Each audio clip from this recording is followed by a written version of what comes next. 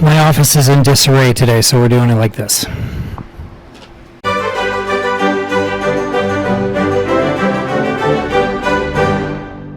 Welcome back, everybody, to the Swithbird Suplex Society podcast, a wrestling review show where I watch the things so you don't have to, because I love to, and I don't care what you think. So, today is January 14th, 2026. Just got finished with Maximum Carnage Dynamite, and I'm sitting in front of a fan in gym shorts and a mask, and sweating profusely, and I'm not wearing my eyeballs. So, we're doing this live, and we're doing this fast. We open up on the show here in Phoenix with Joe putting a bounty out on Hangman. Brian Keith obviously steps into frame and talks a little bit of trash, and so that's a match that we have coming up later on. The first official match of the night, which I think was the best match of the night, not including the MJF Bandito match, was Pac vs. Darby Allin. And I have to tell you, if it was a pay-per-view match, there would have been blood.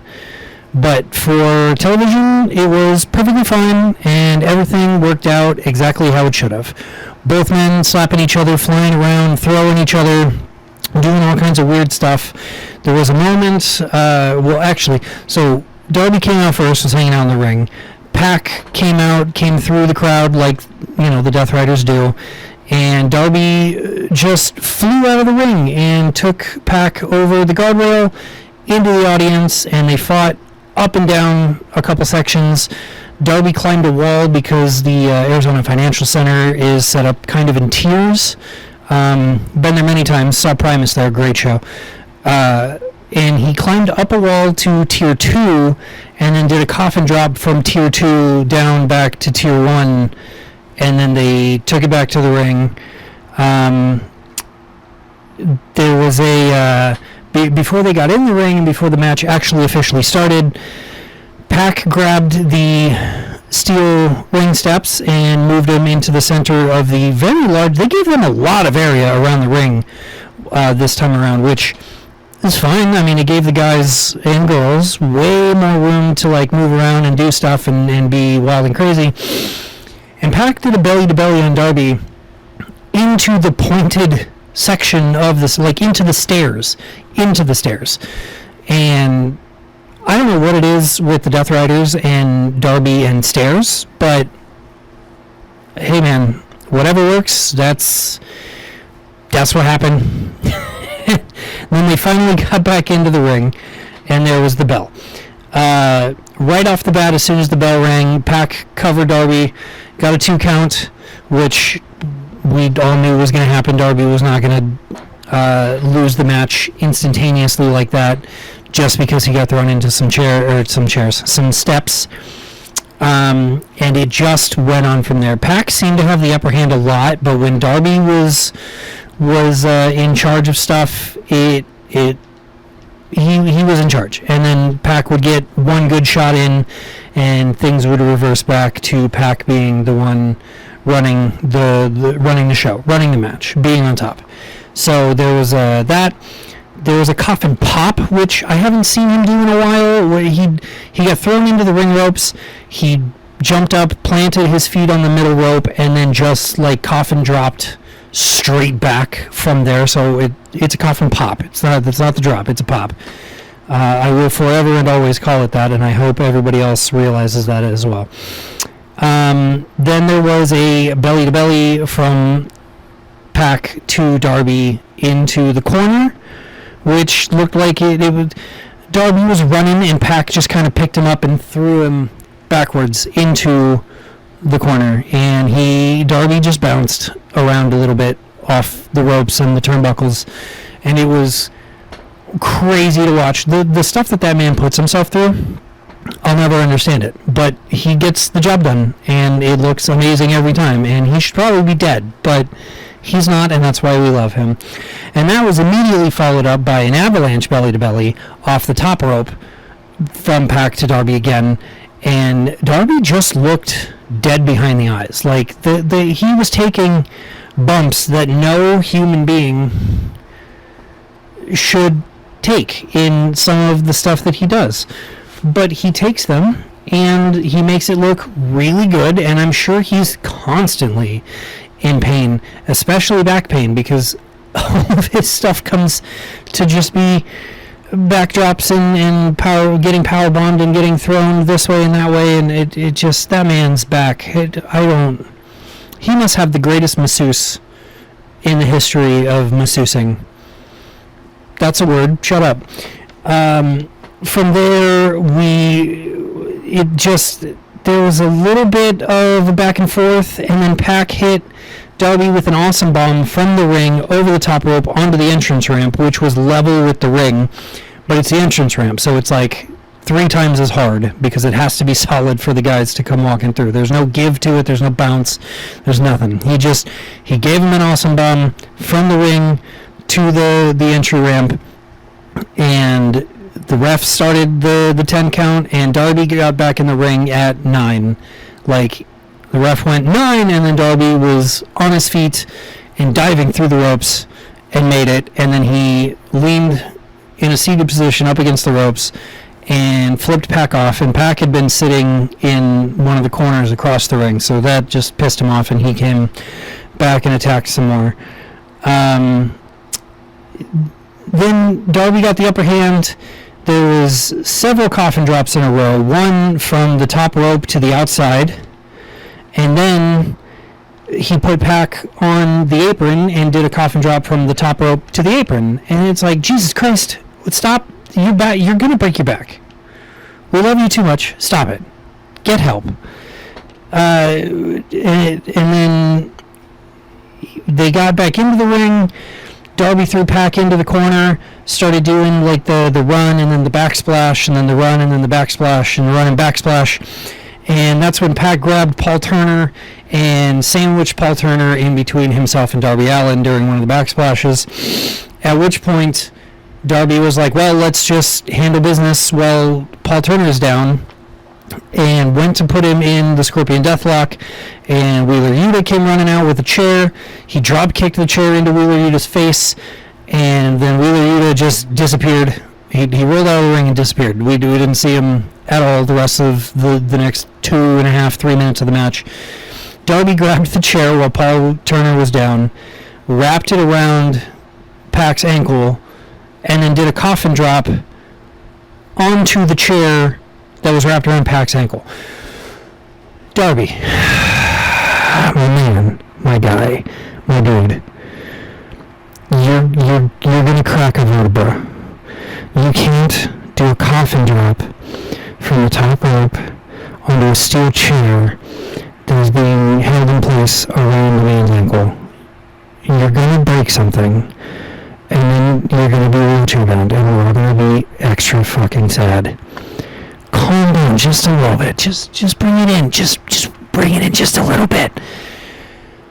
After he did that to the chair, he put Pac back in the Scorpion Deathlock, wrenched back on it. Paul Turner came back to life, and Pac tapped out. So now Darby has officially defeated everybody in the Death Riders. Hopefully we can move on from this, but I don't think we're going to be able to. I'm sure the Death Riders are going to keep coming after Darby. Darby's going to continue to accept the challenge, and that's just going to be that. And we're all going to move straight forward from there. And it'll be good. It's always good. Every time it's been good. It's been great.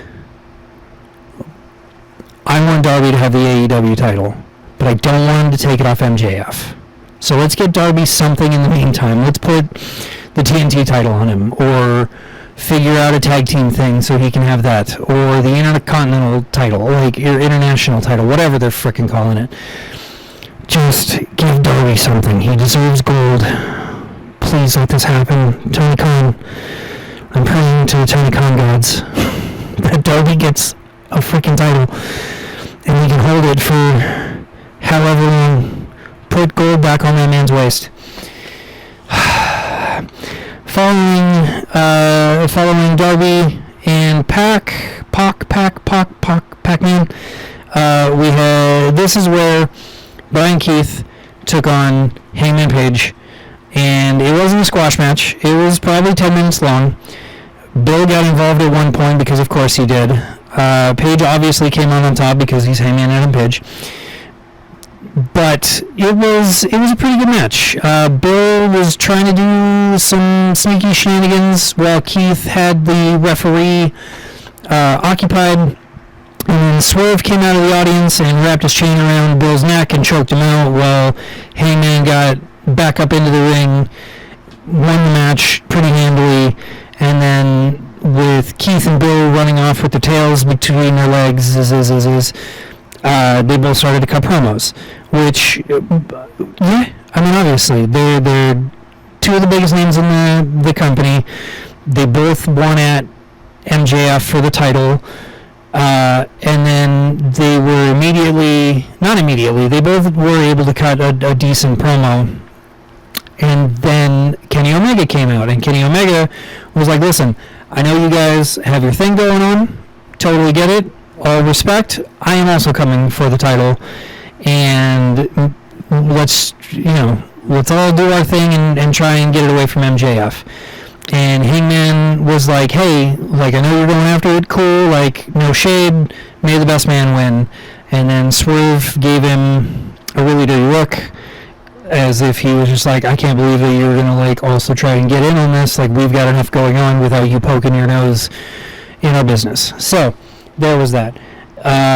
As soon as Page and Swerve left the ring and disappeared into the back, Don Callis came out with several of his people, and he was essentially just like, hey, you don't just get a title shot, you gotta earn it, you gotta win some matches, so how about you take on my boy Josh Alexander, the Rocking Weapon, and if you get a win, cool, and if you don't, ha ha ha ha ha ha, we're better than you, suck it. And so Omega was like, yeah, why don't we do it tonight, let's go right here in Phoenix. And Don Callis was like, nah, next Wednesday you can take on Josh, and we're gonna come out on top. Good cut back and forth between Don and Omega. I'm looking forward to the match next week. That'll be pretty good. I mean, obviously Omega's gonna win because he has to climb the ranks to get a shot at the title. So win one is gonna be against Josh Alexander, obviously. Right after that, let's take a look here.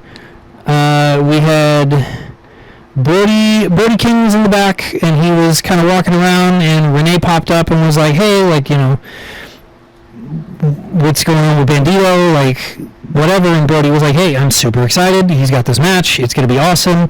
And then MJF's Spanish translator, Jonathan Cruz, comes up, and he's like, hey, you guys got no shot. And Brody was like, yeah, you've got no shot. You and I have a match right now. And Johnny Cruz was like, I'm not a wrestler, and I'm not, dressed to have a match. What are you talking about? And Brody was like, I know. I'll see you out there. And then Brody just had a squash match with Jonathan Cruz. It literally, it didn't last 2 minutes. Jonathan Cruz tried to put up a little bit of offense, but Brody's a very big man, and Jonathan Cruz is not a very big man. So he tried to do, a crossbody, and, twice, I think, honestly. And he just bounced off Brody the first time and got swatted out of the air the second time, and that was that. That was a wrap. So then he was like, hey, Bandito is going to go and win the title, and then it'll be me and him, and this is going to be so much fun and awesome, and I'm happy that he got a shot at the title. And that was the entire promo. After that, we had a 4-way, Texas Tornado tag, a lot of T's, a lot of alliteration match, for a shot at the tag team titles. Which is good because we haven't had anything going on with the tag titles for several weeks, so it's nice to see them pop up, and FTR did pop up after the match, but it was Jet Speed versus Gates of Agony versus the Young Bucks versus Davis and Doyle. We know Davis. Davis used to be in a tag team with Kyle Fletcher, and then he got injured, and he was out for a while, and now he's back, and he's with the Don Callis family, and now he's got a new partner by the name of, hold on, I wrote it down here, it is Jake Doyle, also a very big man, and it was a pretty good match. I mean, it was essentially just a spot fest, which no problem there. They made sure to show off Doyle a little bit during the match to show like kind of what he was capable of, but it was his first televised match on Collision. I'm sorry, Collision is Saturdays on Dynamite. And the Bucks were looking good. They had a little thing going with Jet Speed for a minute as far as like teaming up and trying to take out all the bigger men. And it worked for a minute, and then the Jet Speed and the Young Bucks had a back and forth, and then the big men came back in, and then it was like Mark Davis and Toa Leona, and they were slapping each other around a little bit, and it just kept breaking down because everybody else would get back in, and it really seemed like Davis and Toa were like slapping flies away every time either somebody from Jet Speed or one of the Young Bucks would like get back in the ring. And so the Gates of Agony put up a really good show. The Young Bucks always put up a good show. Jet Speed showed out like they normally do. The surprising victory came to Davis and Doyle. And I really do think that 2026 is going to be the year of the year of the heel. I really think that the bad guys are going to come up this year and start collecting belts and getting all the wins, and it was pretty good. At one point, Doyle did a powerbomb to, who was it? To Mike Bailey. He powerbombed him to the outside and landed him on the Gates of Agony and the Young Bucks. And then Davis did a really wild powerbomb, tombstone type powered thing to Kevin Knight, and they got the victory. So hey, props to them. Hopefully we'll get to see a little bit more of this tag team. I'm curious about Doyle. I have no information on the man's background, where he came from, what he does, what his fighter style is. He's big man throwing hands. That's what we get right now, which I'm totally fine with. So we'll see. So then FTR came out and got in Davis and Doyle's faces, and a quick brawl happened, and then security came running out, and the referee corps came running out, and they separated everybody, and Stokely was seated in a gold wheelchair at the top of the entrance ramp, and he was just like, yeah, go get him, we're the best living legends, but he had a legitimate, like, bedazzled, tasseled gold wheelchair. It was very interesting, to say the least. So there was also one point where I believe it was Davis had who he had? No, I'm sorry. Toa Leona had the Young Bucks, both of them, up on his shoulders, and Mike Bailey climbed up to the top rope and did a shooting star press, that like shooting star knee thing that he does, and collapsed Toa Leona, and I'm not even sure exactly who his knees hit, because he came in like from behind Toa, so it kind of looked like his knees hit the Young Bucks, but it was enough of a push to get Toa off his feet, so that just collapsed the entire little stack there, which was a fascinating thing to do. I mean, he had like a foot from the ropes, from like where he was standing on the top rope to where Toa was standing in the ring, and he somehow still managed to pull off the shooting star knee attack. Excuse me. Yeah, so that was really good. I really want to see Stokely in that gold wheelchair a few more times. I think that was fascinating, and it's very funny. Then we had a promo backstage from Skyflight. They were calling out the Death Riders, and here's where I need to apologize last week, because I didn't know at all who the girl that is with Skyflight was, and then my editor put the wrong name in the video version of this podcast. It's Zeta Steel. Her name is Zeta Steel. Zeta Steel. So they called out the Death Riders for next week, and I believe that's actually going to happen. I'm pretty sure Tony Khan signed it, or it's been made, and this was just the promo to brandish it, essentially. So we'll see how that goes. Then we had my favorite ladies, the Triangle of Madness. They were taking on the Babes of Wrathlander. I will not call them the Cosmic Babes of Wrath. They are the Babes of Wrathlander. This trio, that is such a better name than Cosmic Babes of Wrath. That's just too much. It's Babes of Wrathlander. It flows better. It just works. So it was very good back and forth the entire time. Nobody ever really seemed to have the upper hand at any given point. It just tags and the Sisters of Sin pulled Willow and Statlander off the apron at one point. Statlander cleaned house between the two of them, or with the two of them, and then went back and got the tag from Harley Cameron to get back in as the legal person. And it was just a lot of really, really good technical wrestling, some decent high-flying spots, little bits of fun here and there, and the Triangle of Madness got the win. Once again, 2026, Year of the Heel. Let's do this. I'm so excited for that. Then we got a 20-second promo. Not even a promo. It was just one solid screen showing that the Rascals are coming to AEW. That's exciting as hell, because two of them were still in TNA. One of them was doing really well. Wesley was doing really well in NXT. I don't know if he's still with NXT. I haven't watched NXT in a minute. But now they're coming to AEW, and I don't know if it's going to be all three of them. I doubt it's going to be all three of them, but if it was all three of them, that would be awesome. But we'll take the two TNA boys.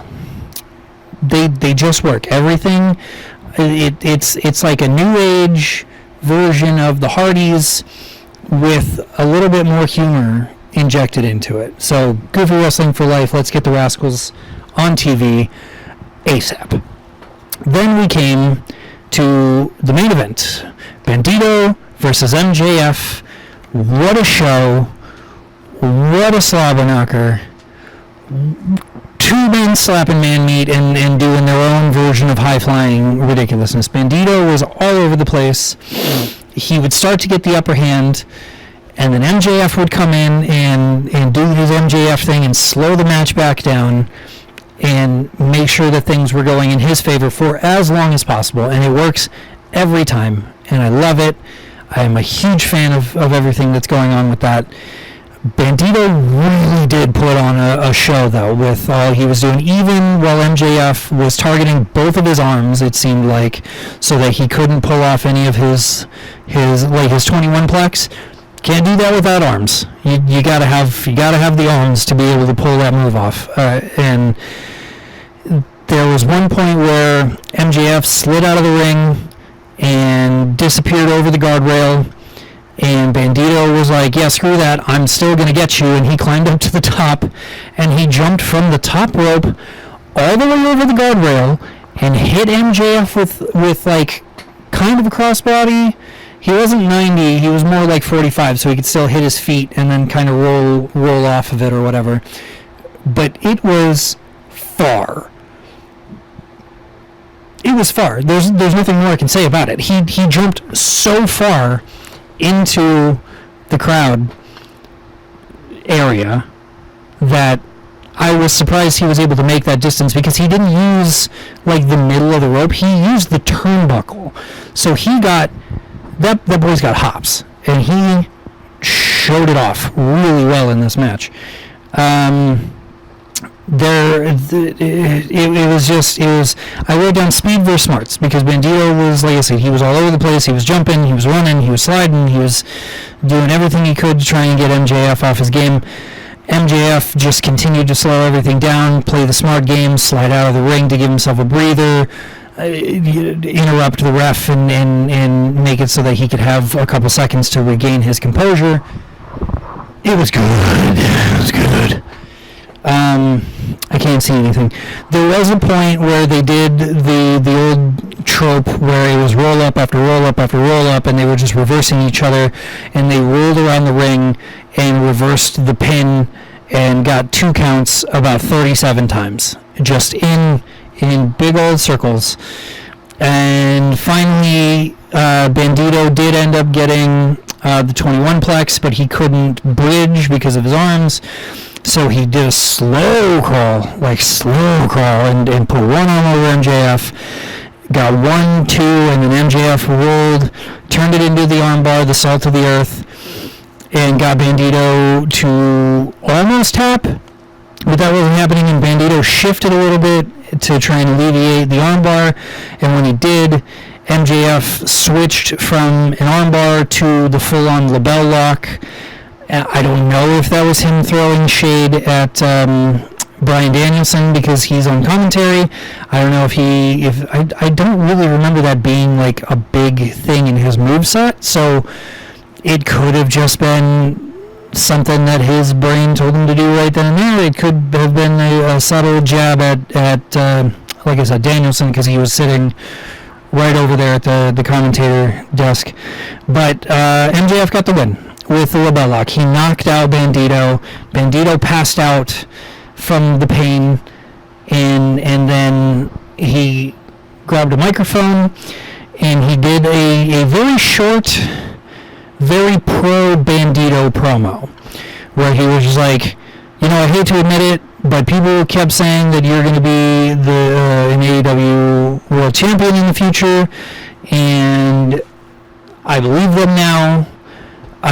So take this, and he jumped up and he hit him with the belt, and he started to attack him, and then he got Bandito ready. He was going to rip Bandito's mask off, so he undid the chin strap, and he was about to pull it off when Brody King came running out and ran MJF off, and then the whole show ended with Brody King and Bandito arms up in the ring to just be he did his best. He didn't win, but he did his best, and that's what matters, because it was an excellent match. If you can go and watch the whole thing, I would highly suggest it. It's always so much fun to watch MJF do his thing. And that was the entire show. I'm sad I missed it. I wasn't there in person. I did watch it. I did stream it. Next time I've got planned. They're coming to Tucson in March. Depending on my finances at that point, I just paid several $1,000s for the dog to have some bad teeth removed. So I was a little broke, and it's fine. It's fine. I'm not worried about it. So with that, I will see you guys Saturday.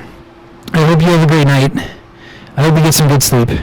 Let's all kick 2026 in the balls and just do one thing every week. Spend an hour doing one thing every week that you want to do.